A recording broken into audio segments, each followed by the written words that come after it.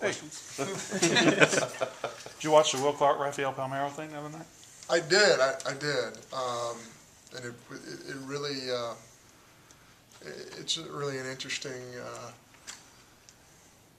to kind of takes you back in time to how old you were and what you were doing when Rafael and Will were playing at Mississippi State. I know our fans probably felt the same way, but as a player, so many of us wanted to be part of this program because of those two guys.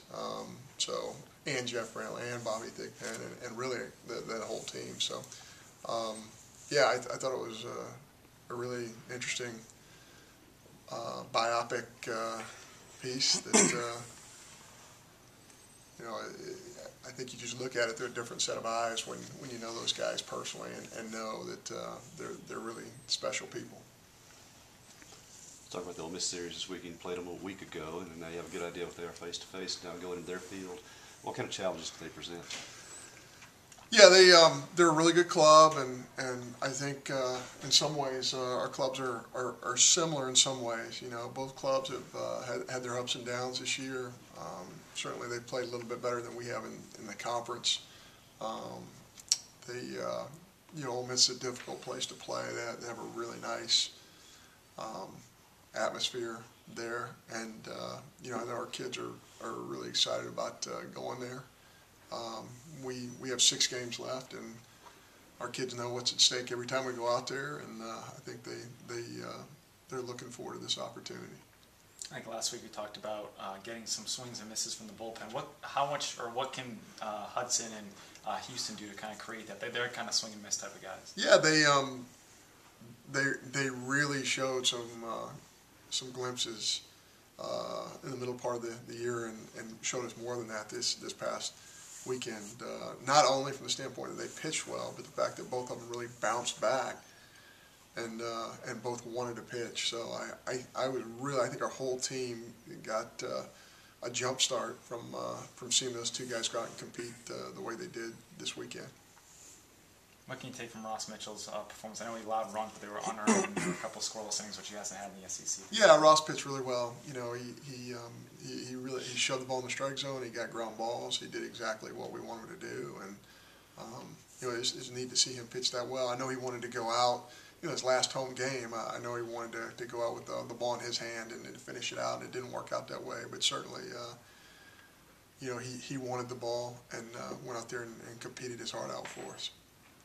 Talk about the offense. I mean, you talk about swinging this way, pitching staff, but your offense hadn't had a lot of strikeouts in the last month of the season. They're getting the contact, they're getting walks. Is it just one thing here or there they need to complete the? Yeah, we've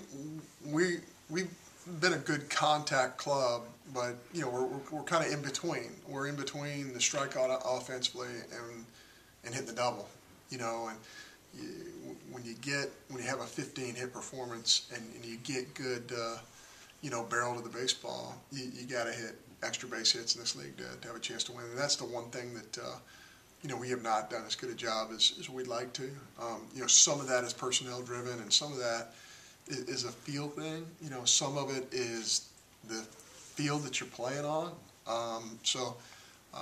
That's something that we're really focused on now and we're focused in the future is we've got to do a better job getting extra base hits, really in a climate of college baseball where there is still not a ton of extra base hits out there.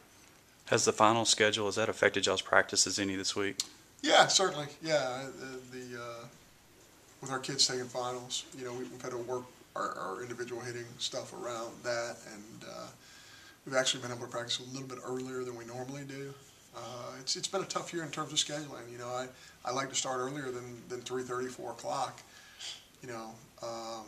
But because of our class schedules, it hadn't worked that way, and so hopefully in the future that's something we'll be able to do. But we've actually been able to practice a little bit earlier than we have in the past. Will they be done with finals when y'all leave tomorrow? Some of them will, some of them won't. I'd say the majority of them will be done with finals, and we're actually going to be waiting on something to get out of finals before we take off on the bus. But that's not a Mississippi State thing. That's pretty universal in college baseball. So. Hopefully our kids will do what they've really done for the last 9 semesters, which is get a team GPA of over 3.0 and have many folks who have really good semesters. Will third base be a kind of matchup or a by feel matter this week? We're going to have to. It's a little bit of wait and see because we have to wait and see if Luke Reynolds, how his ankle's doing. You know, he was really hobbled. That's why he didn't start in the Saturday ball game. We had to pinch hit him, but he could barely get to first base. So hopefully, you know, his ankle will be much better and he'll be in the available to us defensively. Sort of a big picture thing. What sort of impact has the SEC network had? I'm sure maybe a little in recruiting and perception and things like that, but really scouting other teams. Yeah, it's, you know, our video guys and our assistants have done a tremendous job of getting video ever since we've been here. But the SEC network has certainly made it a much easier task. And I think, yeah, from a scouting perspective, you know, but it's, you know, it's everybody else in the league has that availability too. And one of the things that happens when you go outside the league, they have all of this footage on you, and then you don't have any footage on the team that you're playing. So in that respect, it can cause some challenges as well. But, you know, you can't say enough positive things about ESPN and the SEC network. I think it's just been I don't know how other coaches feel in our league, but it's actually better, dramatically better than what I thought it was going to be.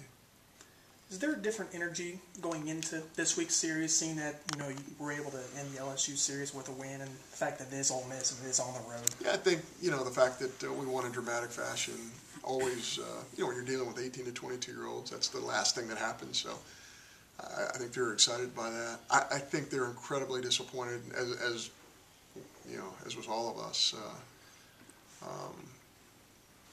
on the Thursday night deal. I think that game really, you know, you got to move forward. You got to forget things. That one's going to be hard for me to forget for the rest of my life. But I think our kids feel cheated. I think they feel like they really beat LSU 2 out of 3, and it just didn't show up in the standings or on the scoreboard. And I think they're really anxious for the last 6 opportunities that we have.